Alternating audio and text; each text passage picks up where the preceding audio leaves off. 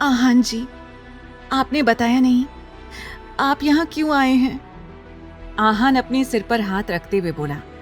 अरे भाभी, मैं तो भूल ही गया। वो दादाजी आपको बुला रहे हैं। मंदिर जाने के लिए सब पहले ही गाड़ी में बैठ गए हैं। आहान की मासूमियत को देखकर आस्था के होंठों पर हल्की सी मुस्कुराहट आ गई, वरना उसने तो समझ लिया था कि अरमान के इनकार के बाद शायद कोई भी मंदिर नहीं जाएगा।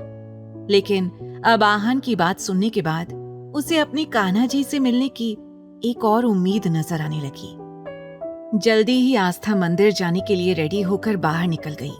बाहर आते ही उसे सामने 4 गाड़ियां खड़ी दिखी, जिनमें से एक में आकाश और सुमित थे, दूसरी गाड़ी में ध्रुव और आहान बैठे थे, वहीं एक और गाड़ी में दादाजी बैठे हुए थे, तो आखिरी गाड़ी में उसे अरमान सिंघानिया दिखाई दिया। आस्था ने कंफ्यूजन में कहा, अरे इतनी सारी गाड़ियां, लेकिन मुझे इनमें से किस में बैठना है? तभी उसने देखा पीछे और भी गाड़ियां थीं, जिनमें गार्ड्स भरे हुए थे। आस्था ने घबराते हुए कहा, ये लोग मंदिर जा रहे हैं या कहीं जंग लड़ने जा रहे हैं? इतनी सारे आदमियों को लेकर मंदिर कौन जाता है भला? लेकिन आस्था ये बात सबके सामने नहीं बोल सकती थी। उसकी हिम्मत नहीं थी कि वो सबके सामने कुछ बोल पाए। आस्था ने ज्यादा दिमाग नहीं लगाया और दादाजी की गाड़ी का दरवाजा खोलकर उसमें बैठ गई। वहीं अरमान ने एक बार भी आस्था की ओर नहीं देखा, लेकिन आस्था का इस तरह उसे इग्नोर कर दादाजी के पास जाकर बैठ जाना उसके गुस्से को बढ़ाने के लिए काफी था। लेकिन उसने ये बात अपने चेहरे पर जाहिर नहीं होने दी। जल्द ही गाड़ियों का काफिला मंदिर की ओर रवाना हो गया। 30 से 40 मिनट का सफर तय करने के बाद वो लोग बेंगलोर के सबसे बड़े मंदिर श्री राधा कृष्ण चंद्र मंदिर पहुंच चुके थे। ये न केवल बेंगलोर का बल्कि दुनिया के सबसे बड़े कृष्ण मंदिरों में से एक है, जो भारत के कर्नाटक राज्य के बेंगलोर शहर में स्थित है। जैसे ही अरमान सिंघानिया का गाड़ियों का काफिला वहां रुका, सभी श्रद्धालु हैरानी से उन गाड़ियों की ओर देखने लगे, क्योंकि उस वक्त वहां एक से बढ़कर एक महंगी गाड़ियां मौजूद थीं। वहीं आस्था की नजर जैसे ही मंदिर पर पड़ी, वो अपनी पलकें झपकाना भूल गई। उसके गांव में एक छोटा सा कृष्ण मंदिर था, जिसमें भगवान कृष्ण की छोटी सी मूर्ति थी, जहां सभी लोग पूजा करते थे। लेकिन यहाँ इतना बड़ा और भव्य मंदिर देखकर आस्था की आंखों में एक अलग सी चमक आ गई थी। मंदिर बेहद भव्य तरीके से बना था। शुरू में कई सीढ़ियां दिख रही थी।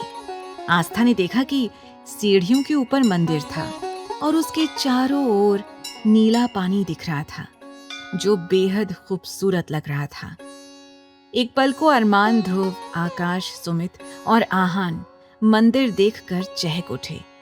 वो आज तक इस मंदिर में नहीं आए थे और आस्था की वजह से उन्हें इतना भव्य मंदिर देखने को मिला था। मन ही मन वो आस्था का शुक्रिया अदा कर रहे थे।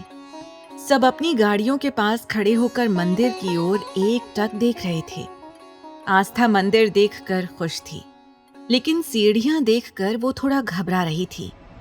कल रात उसने अपने घुटनों पर दवाई लगाई थी, जिससे कुछ राहत मिली थी, लेकिन उसके घाव अभी भरे नहीं थे।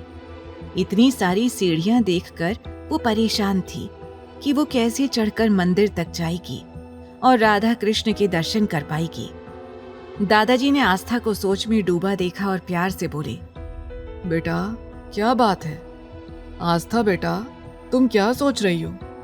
तुम्हारे आराध्य का मंदिर तुम्हारी आंखों के सामने है बेटा। चलो दर्शन कर लेते हैं। तुम्हारे बहाने हमें भी दर्शन का मौका मिलेगा। ये कहकर दादाजी मुस्कुराए। तभी अरमान ने दादाजी की ओर देखकर कहा, लेकिन दादाजी, यहाँ इतनी सारी सीढ़ियां हैं, आप ऊपर कैसे चढ़ेंगे? मुझे लगता है आपको यहीं से दर्शन कर लेना चाहिए। दादाजी ने अरमान को रोकते हुए कहा, अरे बेटा, कैसी बातें कर रहा है? मैं यहाँ तक आया हूँ तो क्या कृष्ण भगवान के दर्शन नहीं करूँगा? ऐसा कैसे हो सकता है? ये कहकर दादाजी धीरे धीरे ग्रिल पकड़कर सीढ़ियां चढ़ने लगे। ध्रुव ने सुमित और आहान से कहा, यार, इतनी सारी सीढ़ियां चढ़कर कौन दर्शन करने जाता होगा? आगे की कहानी जानने के लिए देखें अगला एपिसोड सिर्फ पॉकेट एफएम के यूट्यूब चैनल पर। और तेरे इश्क में के सारे एपिसोड्स को सुनने के लिए डिस्क्रिप्शन में दी लिंक से डाउनलोड करें पॉकेट एफएम ऐप।